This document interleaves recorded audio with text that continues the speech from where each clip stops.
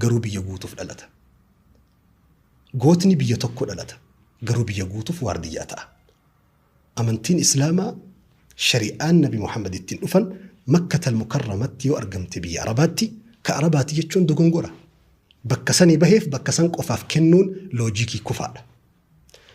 Lammaffaa amantiin Islaamaa aadaa Arabaa kan ta'e ragaan Arabni har'a addunyaa gubbaa jiran daataan addunyaa akka ibsutti Arabni walumaa gala lammiin Araba jedhamu addunyaarra jiru miliyoona 400 irraa gara 450. Ilmi namaa addunyaarra jiru har'a biliyoona 8. Biliyoona 8 keessaa Musliimoonni biliyoona 2.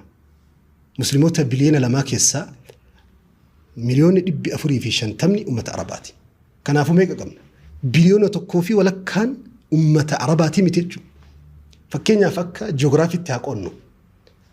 Addunyaa keessaa ardiin Musliimoota baay'inaan baadhachuun tokko fara jirtu arditami Eeshiyaadha.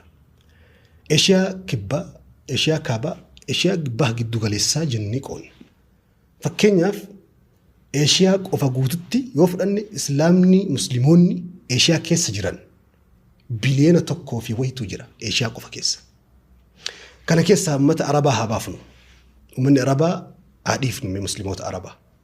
Fakkeenya biyyi addunyaa tana keessaa baay'ina Musliimoota qabaachuun sadarkaa tokko fara jirtu biyya kamiin?